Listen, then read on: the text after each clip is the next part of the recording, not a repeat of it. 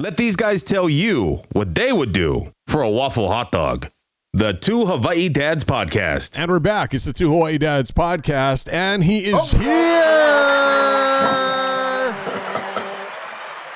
Kelii Heen, the one, the only. We've been talking about him earlier, and he is finally here on the podcast. What's up, Kelii? How you living, man? What's up, man? Yeah, we got the little bell and we got the big bell. I found the big bell, and we can not the size of the bell. I told you about that. It's the motion of the bell. That's what it is. I didn't bring any sound effects. Sorry, I don't have nothing. All I got is. It's all good. It's all good. Hey, thanks for taking the time to join us. I know it's it's busy, but it's not because everybody's still stuck at home. But you're one of those lucky people that still has a job and is still active, and you're still hustling, right? I still got a few things going on for sure. I mean, it's different. It's different than it was, but everybody's got in a different situation now. But I mean, as far as business goes, I've been cranking.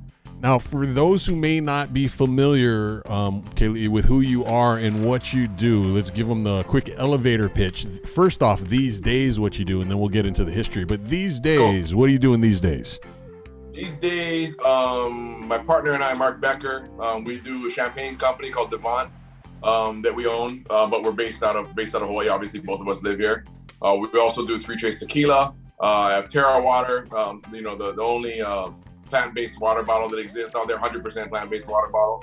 So we work on that, and then I'm partners with Pao Vodka, Halili Miley guys. So I do Pao and Fid Street, and then I help some other businesses just kind of figure out how to get to market in Hawaii. We're pretty far away from everybody in the mainland, so they want to know how to do business here. And a lot of them don't know, so they hire me. In other words, not busy at all. No, not at all.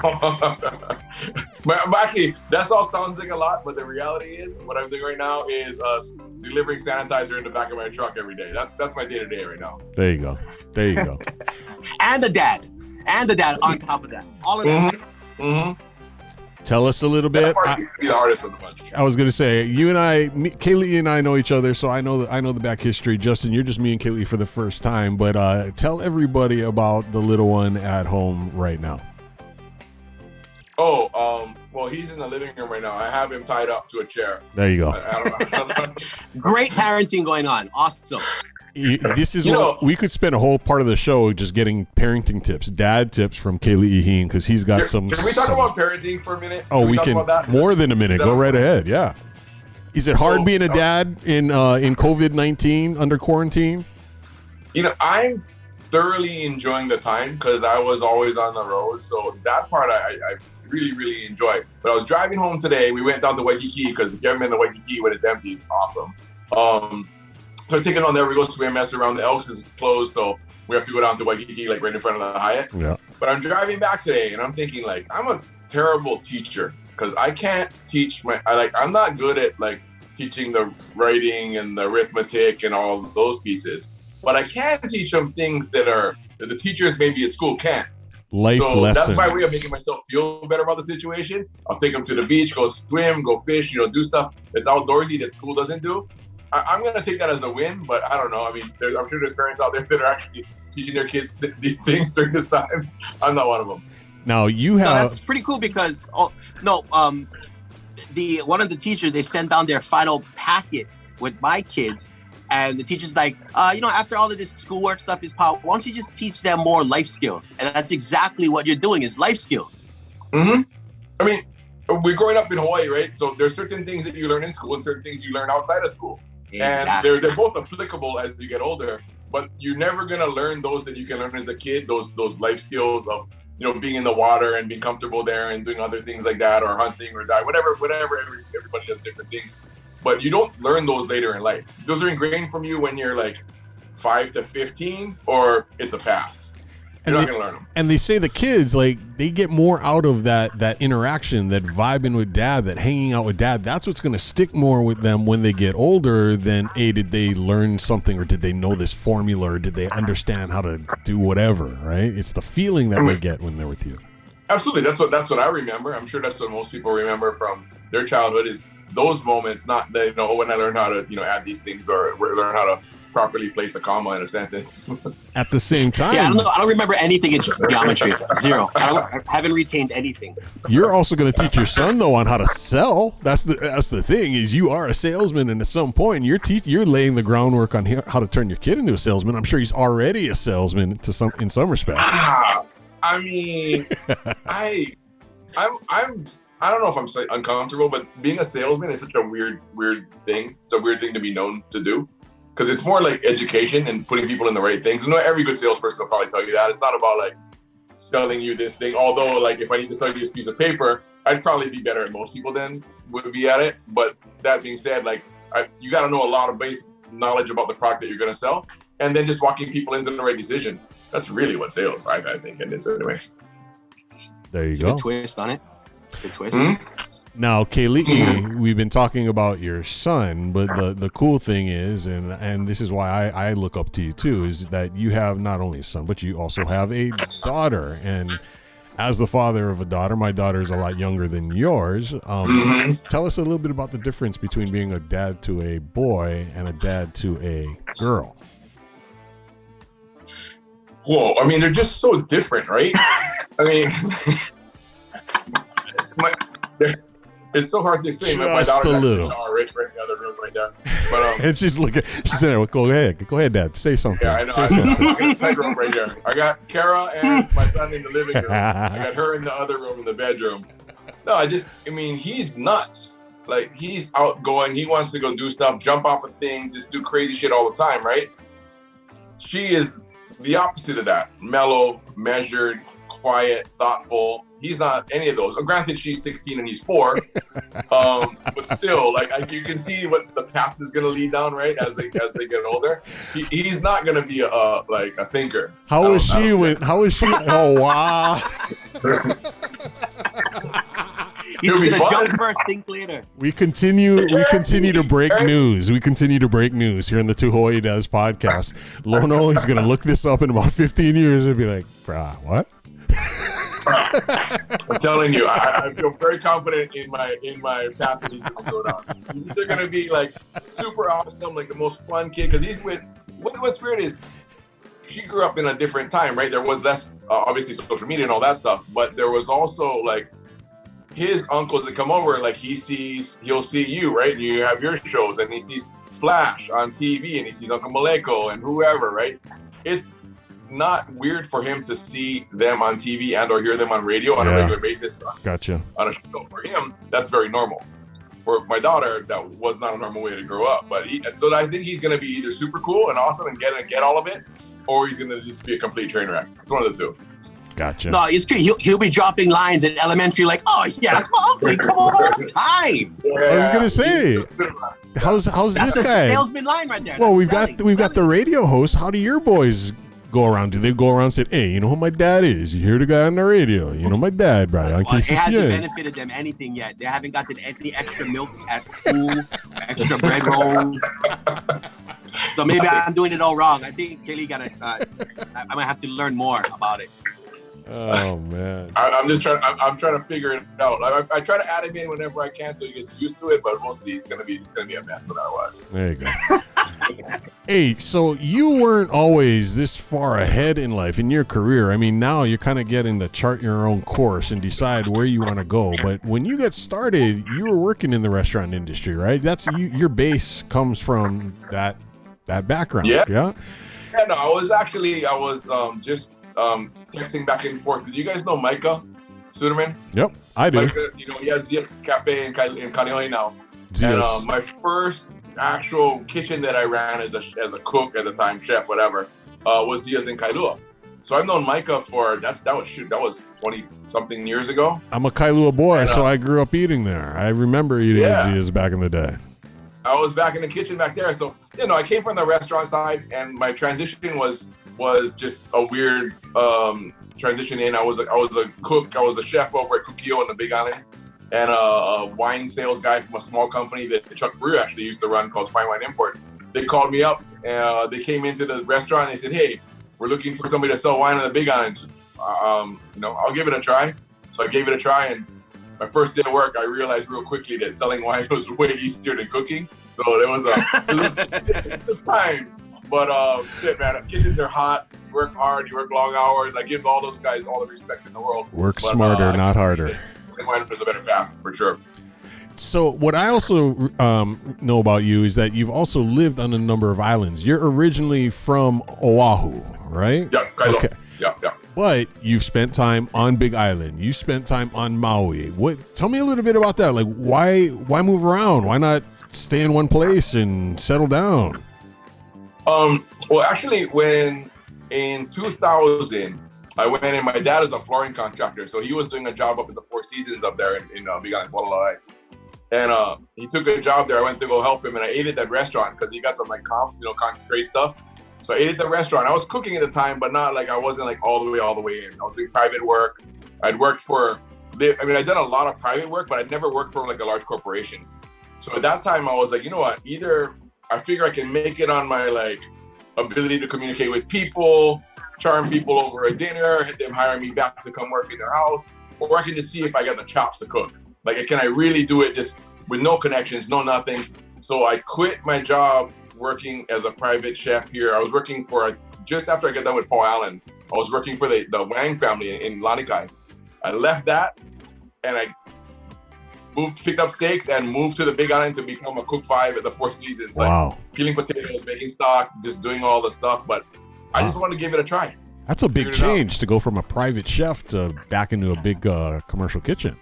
It was terrible. I regretted it for like the first year because my idea in my head was this romanticized version of what it was going to be to have not any connections and just cook, right? And just like, either I'm going to rise to the top or I'm going to fail. And I did it, and it worked out well. It was a slow progression, but it was definitely when people tell you like, you don't have any freedom to decide what you're going to cook. You just do whatever's in the recipe book, whatever the SOPs are, that's what you make. Don't mess with it. You're not even close to being able to even recommend something for us to do. And I'm like, hey, in my head, I used to do all this stuff that was awesome. They don't care. Nobody cares, right? So it was a humbling experience, but I think in the long run, it made me better at business, 20 years later or whatever. So do you think your experiences inside the restaurant and led you to being to your next venture in salesman, as in for alcohol or like that? Oh, for sure. I mean, just knowing how to navigate a restaurant, number one. And then because, like what time to go in, what's the proper time to call on somebody? Do you belong in the kitchen? Because I have kitchen background, like I feel comfortable back there, but there's always a dance in the back of the house, right? Like you don't want to be in anybody's way because they got stuff going on all the time. So that was super helpful. And then I just think an understanding of how difficult it is to be in the restaurant business, not from a sales perspective, but from an actual operator's perspective. Because those guys, people come in all day long, right? Hey, buy this from me, buy that thing, oh, this is going to be the next best vodka and the next tequila, or you have to have this wine on your list. Like, people are coming in and telling you that stuff all day long. And same for food, right? Buy this kind of meat or buy this fish.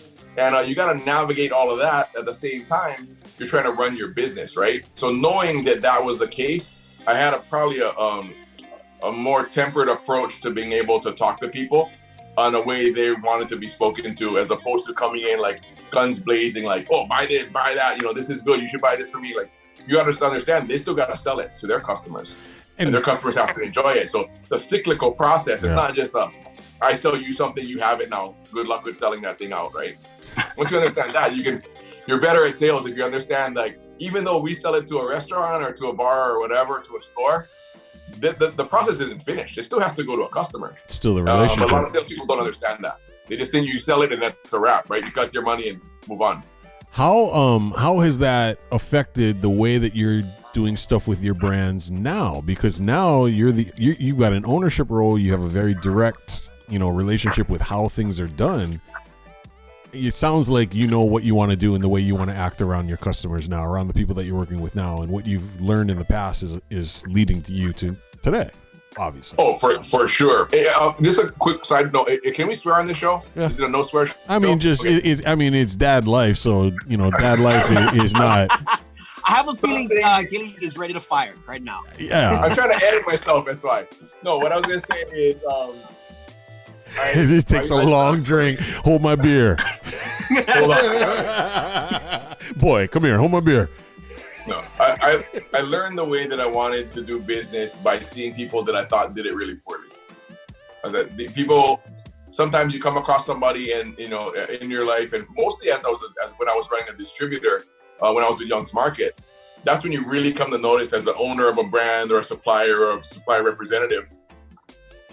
You can either treat the people that work with you and run distributors or our salespeople distributors, you can treat them a certain way, or you can choose to treat them like tools that you can just, be unappreciative of the things they're doing. They're going out there breaking your back for you every day. And the least you can do is give a thank you, how appreciative you are of them supporting your brands and giving them a high five, because you can do the same thing and drive them into the ground and set all these goals and all this stuff. But at the end of the day, the best and most successful people I've seen on the supplier side have been the ones that rarely ask for anything as far as sales and placements go. They come in. My favorite one in the world is this guy, Russell Hare, one of my best friends. He runs the winery called Martin Ray and Angeline out of California. And from day one, I don't think we've ever actually sold wine. We go to restaurants, we take people out to lunch, we eat sushi, we drink good Burgundy, and we take a customer or two out. And at the end, the customer goes, "Hey man, what can I do for you? Like, let me know how I can help you make your business better." And that's the position you want to be in. You want the person buying stuff to ask you what they can do to help you. Then you're winning. That's when you get it. You didn't even sell anything, and he's already buying in on you. Yeah. You're not even trying. You're not showing wine. You're not tasting anything. And another story that when I learned about this the most probably was, you guys know Duke's Bistro, right? Chinatown. Christine and yep. Duke, right? Yep. And when I was just starting to sell wine for Young's Market, I went in one day with a bunch of wines, and I probably showed 6 wines. And Christine turns around and she ends up buying. She goes, "I'll take a case of 5 of those wines." And they're a small restaurant. They had no business buying one, let alone 5 different varietals of those wines, right? She brought them all in. She's like, "Send me a case of everything." And I called her the next day. I said, "I really appreciate your business, and I appreciate you buying, and that's all awesome, but I don't understand. Like, why do you didn't have to buy that much?" And she goes, "Well, my dad always told me that the first money was the smart money. Now you owe me." And I was like, you're like, "Wow, you win." Mine to this day, I will do anything for her and Duke and that restaurant, or just people in general. You understand that if you give first, you reap more in return than if you just ask in the beginning. Yeah. And there's 2 words. I think that's a lesson I learned really early in. It brings to mind 2 words. Number one is the relationship that you have with people, just in general, regardless of the industry. It really, especially here in Hawaii, it comes down to relationships. But then it's also about the value that you're providing to people, both ways. Yeah, you gotta. Like anything else in Hawaii, right? Growing up here, you don't come in guns blazing and maybe the mainland way, or would be talking about all the things that you can do for them, or the things you do, what you need from them. And I think our culture is the opposite of that. It's the converse of that. Is what can I do to help you? Let me prove myself through my actions, but not what I'm telling you I can do for you, right? Let me prove myself. Let me do something for you, and then we have a conversation.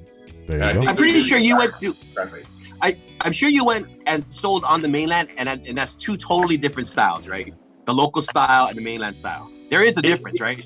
It is. Our style is slower, and a lot of mainland salespeople, it drives them nuts because they're results driven, right? They want go into an account, show a product, boom, make the sale, walk away, high fives, we're awesome, move to the next account.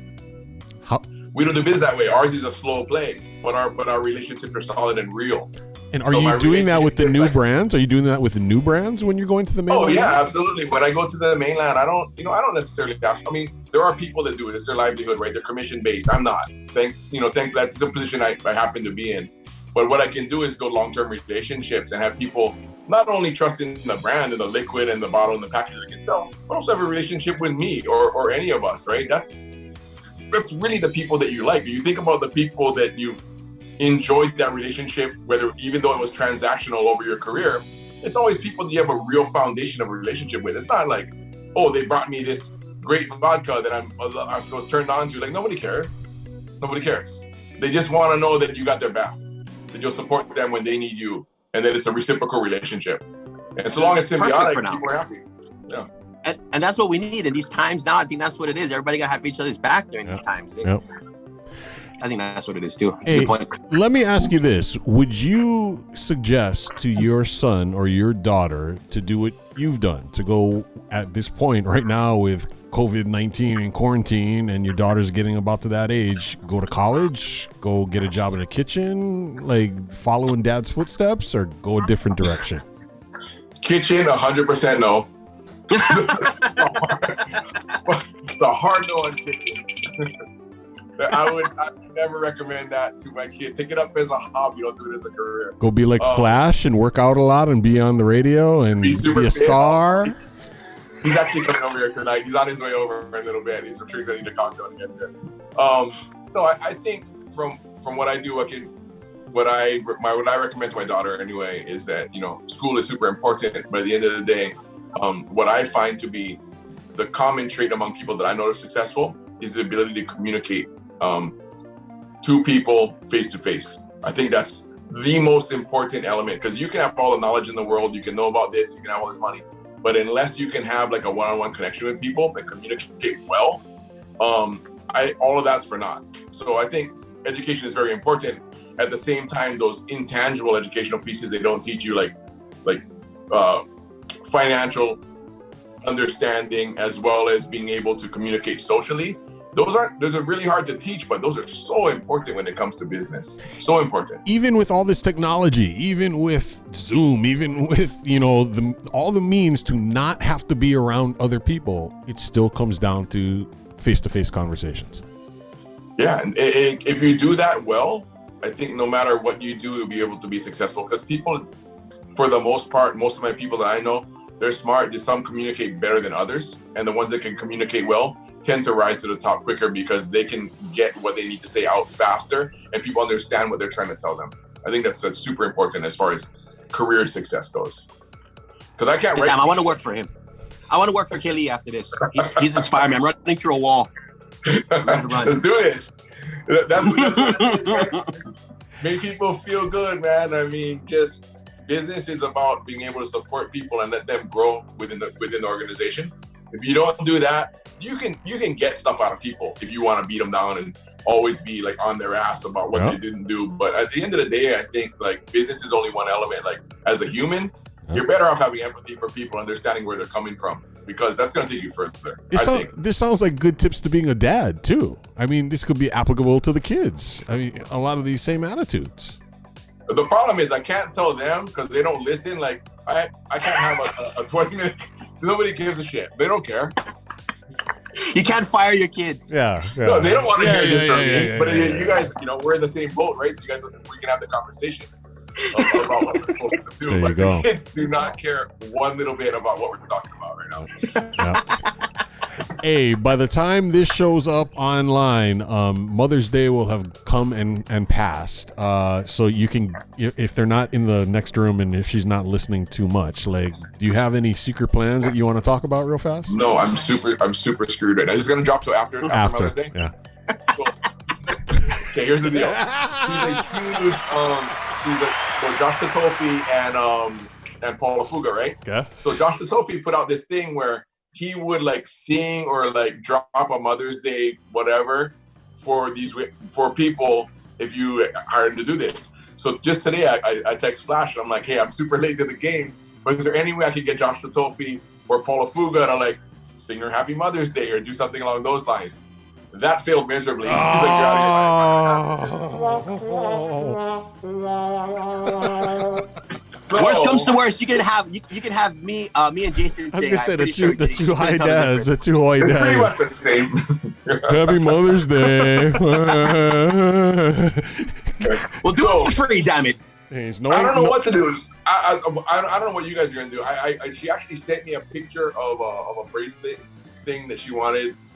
So I text them, the company or whatever. So I'm trying to get that done, but I'm always late to the game. I'm the worst present giver ever, and everybody knows it. So the bar is low. At the same time, you sound like a smart dad because you're just trying to make sure you fulfill those expectations that have been presented to you. You're like, here's the picture. I get so many years of getting shit for being a total present giver. Like at this point, I just do whatever I can do to like get through that particular holiday and move on. Like I know I'm not gonna win. There's no win. Dad tips. right there. What are you guys doing? Kelii Heen. No, it's not gonna air. We haven't figured it. I haven't figured it out yet. I'm in the same boat. I'm planning on barbecuing, but the struggle that I got is that Costco is regulating the meat out. So I'm like, how am I gonna get enough meat to feed the family? Like, because I'm gonna go over. My mom them, so it's like 6-7 people. Bruh. But they're only gonna give me like one tray of cow meat. That's like me. I can eat that whole tray by myself. Says the Filipino from Eva Beach. You can get the whole thing, the whole loin, I think, at Costco. No, Sure. or you could just Bombay. You go down Uncle's house, a couple blocks down the road. You can get all the fresh meat you want, man. Slanging ahi slabs. Only been in the car So for that's 3 my time. hours. Only been sitting there 3 hours in the trunk, bro. It's all good. It's all good. It's on ice. You're It's good on to go. ice. Hey, you guys, hold it down 1 second. I'll be right back. So that's Kelii right there. Make sure you That is check great him tips, out. bro. Bruh, dad That is great life. tip. This is how it goes, and dad life continues. Okay. Major. Sorry. Major. Oh, here we go. I don't know. I was thirsty. No worries. Oh, there you go. There you go. Needed a round. That's what you gotta. So tell us. You gotta have the bell, and just when you ring the bell, that means beers. You have to get the beer bell. Well, yeah, it's Beer like, bell. the molecular flash thing. We bring There the you bell. We bring the bell. Hey, before we get on out of here, let's. I wanted to know more about the hand sanitizer because there are so many different people, the local distilleries, and I know you're dialed in with all these folks. What is the angle with you and the hand sanitizer? Who are you working with? Are you working with Kohana? So ours is with Paul Wine With Vodka. Paul. So I'm sorry. Excuse me. I'll give you the quick story around that. To make hand sanitizer, you need Nutri-Grain, you need alcohol base, right? Nutri-Grain spirits. Hawaii, we knew we were cut off. We didn't know how bad it was going to be in California. If it turned out to be a New York thing, our chances of getting hand sanitizer were nil, right? So what are we going to have to do? So as a group of distillers, we started on our own. Ko'olau Distillery started on their own. Kohana started on their own. Ocean, Maui Brewing. And so all of us started. So we started to talk to each other. I started talking to Kyle Rutner from Kohana, and he said, "Hey, you know what? We're going to make ours too. Can we all get together?" So we started a conversation, and we just started ramping up production. Like, we didn't have any ability to get the denaturing agent, which was in the beginning isopropyl. After that, it became Bitrix. But we just came together, and Jason from Kohana just started sending out all the denaturing agents to all of us, which was awesome. And now it's just become a thing. We're producing. This week we produced about 750 gallons, which will be arriving on tomorrow. And it's just, we're slowly. It took us a while to ramp up, but now that we're ramped up, we're it's awesome. I mean, the need in the community is so big. I dropped off just this afternoon with a police officer. I met him in Aloha Tower, 1 bucket, but tomorrow I have 60 buckets, 5-gallon buckets going to Wilson Healthcare, and they helped me get it out to the different hospitals. It's going out to Straub, to Kapi'olani, to Castle Hospital. We sent out some to them, military. I mean, the need is so big that there's not enough supply out there to fill the void. Even now. Now, I tell you right now, we've produced. Basically, I shipped in 100 pails that landed today. Will be available tomorrow for me to start getting out to people. The needs waned right now, just a little bit. In the beginning, it was nuts. So we were getting so many requests, right? And now it's waned a little bit, but as soon as everybody goes back to work, every store, every facility, every restaurant, every hotel, they're all gonna need it. And for us, we have no interest in being in the sanitizer making business. We make no money doing it. We sell it for $100 for a 5-gallon pail. There's no profit in that. But what we can do is supply a community need, right? And so I tell people, the quicker I can get out of the sanitizer business, I mean, the happier we'll be. I want to get back to, selling vodka and selling tequila and selling champagne. Like, that's not my business, but we're the only ones that can really do it. And it's unfortunate, but that's what it is. So you hooked up with a whole bunch of other distillers, and you guys all got together? Is that how it went down? Yeah, we kind of we started talking. So I came from the distributor side, so I know Bob from Kohana, from Kokola on Kauai, and then I know Shay obviously from Ocean. I know Garrett from Maui Brewing, and we just all been friends for many years. So I just started reaching out to all of them, and we just started a conversation just because we all decided that, there's a time for business, but this isn't the time. This is an important time for us to come together, put business needs aside, and just become like, hey, how much can you make? Hey, how much can you make? Oh, do you have some of this? Do you have enough peroxide to ship some to us? Can you ship up some Bitrix? And we've just been going back and forth and creating a community where between all of us that we can just help each other out if we're short or long on something. And I mean, it's been pretty successful. As far as, we don't get much guidance from the government, to be honest. Like, I've asked. Understatement of the hour. Conversations with every office you can think of. That's putting it nicely. Yeah, it's just really weird. I asked them in the beginning, we had a conversation and said, hey, all we want to know is what the need is. Can you guys help us organize the need? I don't know how much between Straub, Kapiolani, Castle, all the healthcare groups, home care, fire department, police. What is needed? How much volume? Is it 4,000 gallons a week? Is it 40,000 gallons a week? I got no idea. So I'm calling up hospitals, and I got Hilton that runs a healthcare facility and all the healthcare association. I'm just trying to get a gauge of how much is needed. But you know what? I got zero back, honestly, from the government side. And it's just us. People, I do a lot of news things or radio stuff, and all of a sudden there's a big lift in communication. People were requesting more, and then it goes down and wanes off a little bit. But it's been just trying to figure it out and support the communities. I mean, I no joke, I got it. It sits in my garage, and I drive it out to people every day. So getting like less than 5 or 6 gallons. 2 very important questions. Number 1, how can people get in touch with you if they need some of that or they want to get connected with that? How do they do that? You can either reach out to us at palmaui.com, palmauivodka.com. Hit us on Instagram. You can get to me, honestly, like just email me. You can post it later or whatever, but Kelii at RJX Beverages. That's easy. Everybody knows my Instagram, or if you don't, it's Kelii Heen. Anyway, like I'll put you in touch with the right people. It's not that overwhelming. Like I can get it. Sometimes I get 20 or 30 requests in a day. Sometimes I'll get 0. So I can handle it. And then second question, can we drink this? Does it taste like vodka? Can we mix it and make like a cocktail, or how's that work? You can try. Disclaimer. You will get drunk. I'll tell you this. You will get drunk, but it's going to taste terrible. I was going to say, he tried it. No. So, you use an agent inside there to make it bitter. And it's so bitter. It's the most bitter compound on the man called Bitrix. 2 little sand grains inside of a liter of water, it makes it completely undrinkable.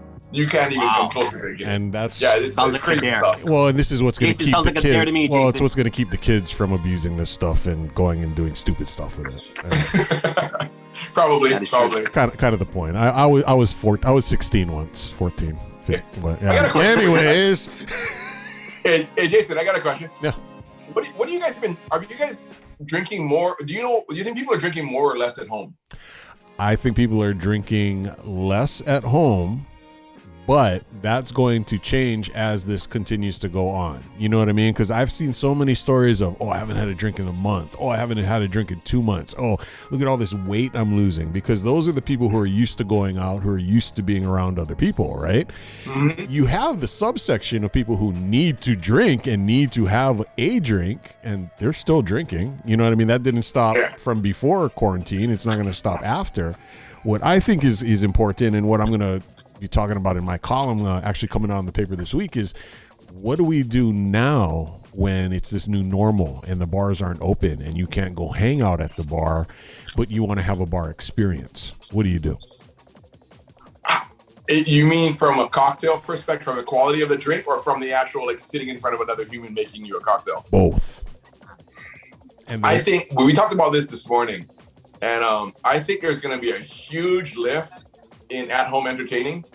I mean, that like meal prep stuff, eating meals more at home, but really entertaining, like making real cocktails. And I think that the quality ready-to-drink cocktails are going to see a huge lift in what they've been doing, because people don't necessarily know how to make a Manhattan or don't want to buy the ingredients to make it. But if you found a quality one that you could pour on a rock, you'd be in.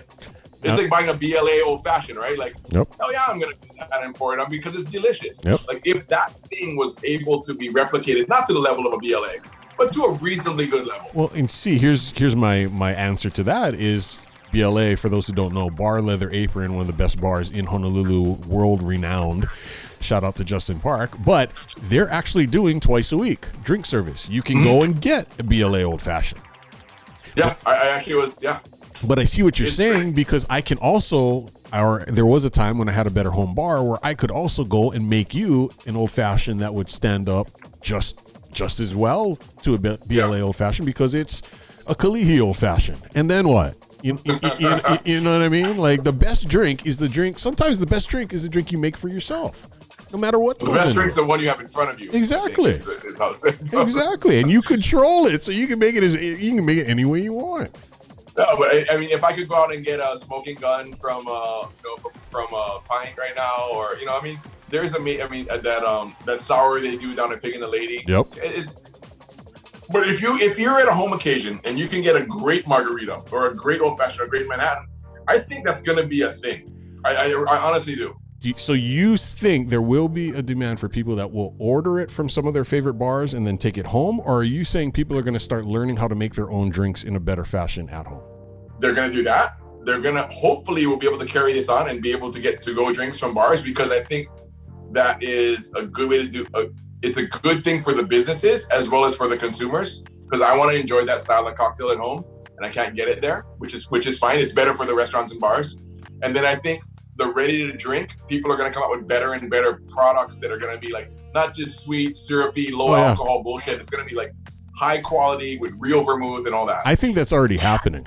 Go ahead, Justin. You had something? Because I think that's already happening. I've been to the store and I've seen that on the shelves. There are a couple of options right now. Go ahead, Justin. No, I think is that EJ already let the cat out the bag about all this whole, making your own liquor, and then, the bars making it and taking it home. He can't take that back. Why would he take it back? It's already doable. People are doing it already. So now I think he can't renege on it and say, okay, now that this whole thing is coming down.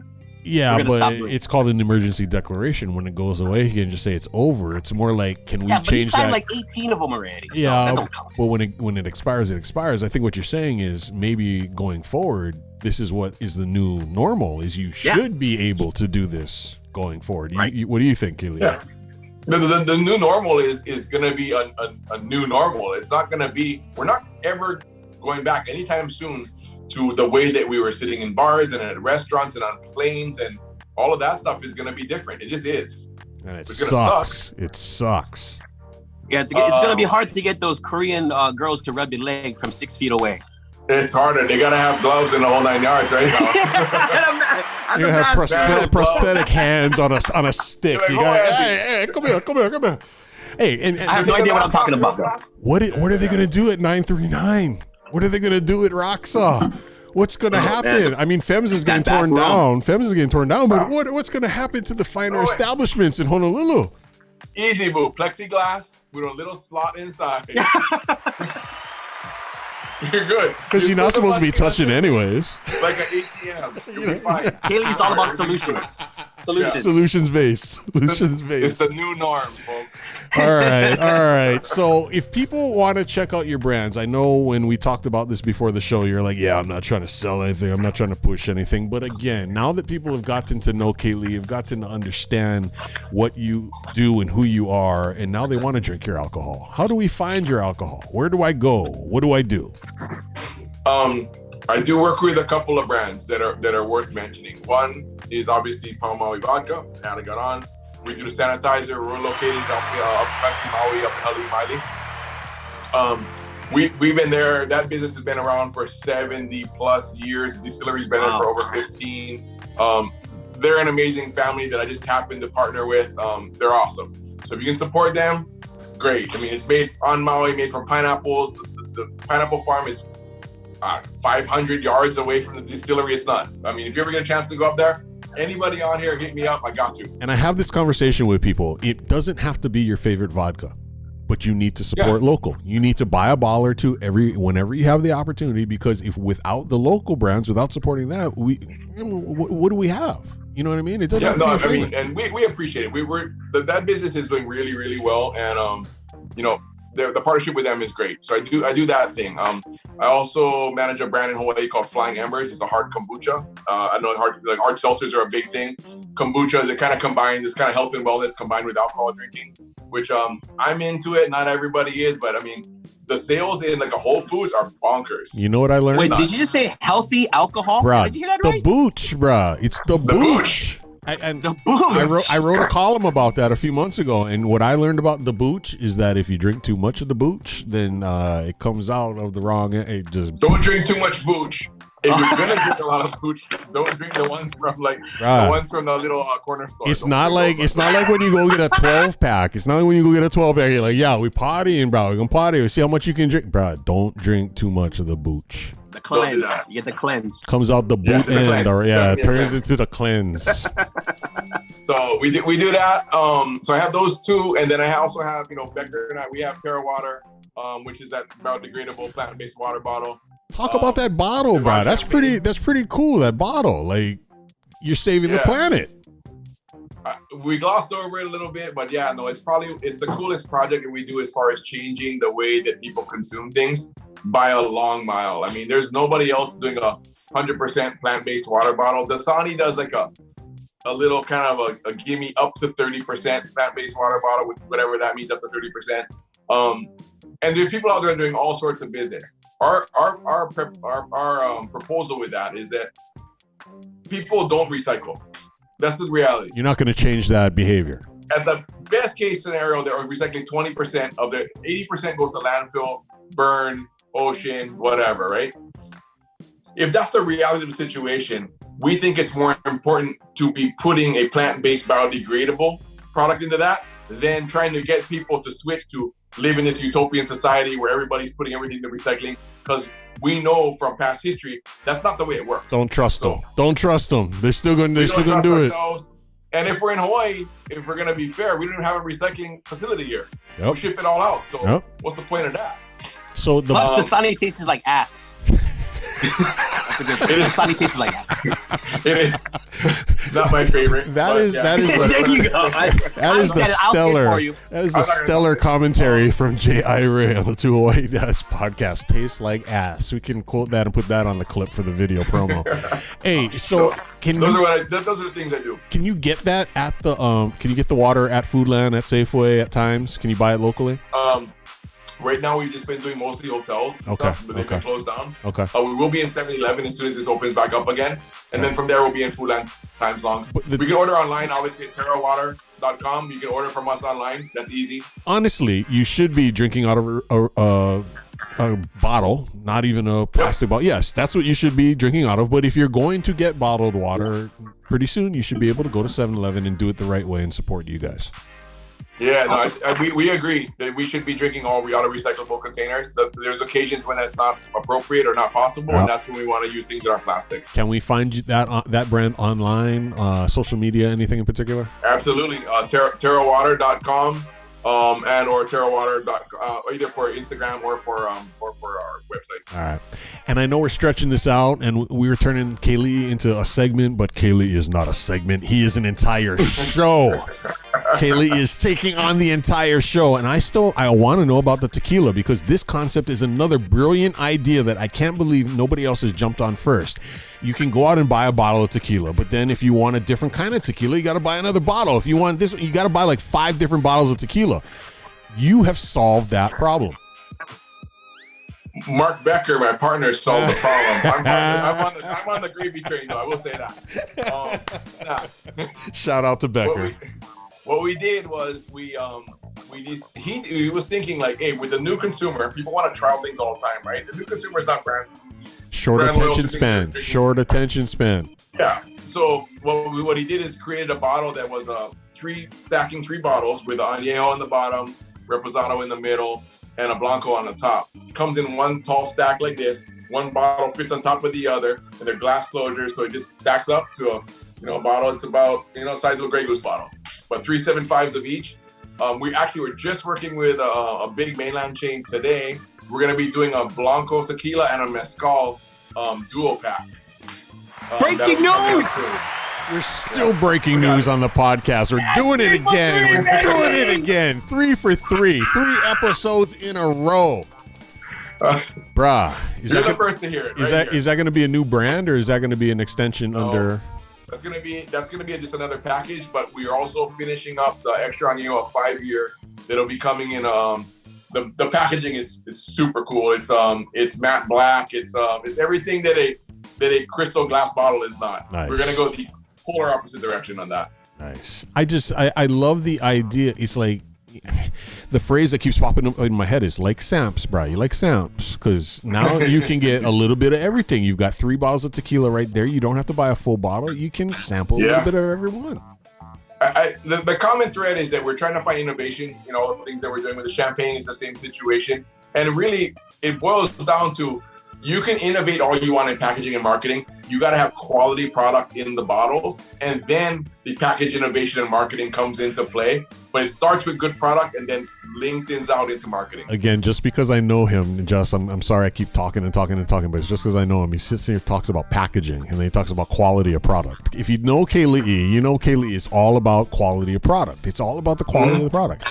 But if you know his partner, Mr. Becker, it's all about the flashy lights. And that champagne, we're kind of glossing over the champagne, but the champagne bottles, let's talk about the champagne bottles. And we got to shout out Becker again, because you haven't seen a bottle like this ever in your life. No, the bottle is, we just partnered with a huge company in the mainland. So we're distributed all across the country now. We get our first loading in, another container in from, it'll be coming in from France in the next couple of weeks. And the trajectory and the momentum on that brand is going to be unbelievably heavy. It's going to be, I didn't think it would be, I was not a fan of the Blinky label. I mean, I've been very upfront about that. I hated it. Just, you turn on this light, there's like these lights, and it's like fluorescent lights on the bottle of champagne, and it's like, bro, that's so cheesy. It's so cheesy. And then every single female you ever see in your life goes, That's where you get the money. That's the money. And you got to right buy there. 3 bottles right there. That's what it's really what I mean. It's the most ridiculous label. It's broken glass and blinking pink lights and the lays and it's the rose on the label. It's crazy, but they love it. He's doing the right thing. He nailed it with that packaging for sure. Shout out to Becca. Yeah. So the tequila, how can we find that online if we're looking for the tequila? 3 Trace Tequila, the number 3 Tres, like 3 threes. That's why it's a stacking, three stacks. You can find that 3 Trace Tequila, Instagram or online. Devant Champagne as well. You can find online. Any all of the above. There's a lot out there. I know I got a lot of stuff going on, but yeah, that's what it is. Like I said, Kelii is not a segment. He is an entire show. I appreciate it. Thank you so much for taking the time to talk to us today. And any parting words for the dads out there? Because this is the thing. Is on a serious note. You know this. I've turned to you for parenting advice. Like people may make some jokes and say, "Yeah, Kelii, what kind of dad is that guy?" But all jokes aside, you've been around the block a few times, and you got any final words, any golden nuggets of dad knowledge that you want to drop for us? I think for my only is going to be my self-congratulatory tone is that I think even though a lot of us local guys out there, we're not the best at maybe when it comes to the school stuff, but we have a lot we can teach our kids that aren't in classroom, that isn't in the classroom. So let's not be beating ourselves up too much. We're not teaching them reading and writing, but there's a lot of things that are important that we can teach our kids, and we should be doing that while we got this time. That's it. Awesome. Hell yeah. Could not say it any better myself. Yeah, where's my belt? Yeah. Mr. Kelii Heen, thank you so much for joining the 2 Hawaii Dads podcast. You guys are awesome. Thank you. I appreciate it. All right. Take it easy, bro. Hey, good to see you guys. The 2 Hawaii Dads podcast. Prepare yourself for some dad jokes.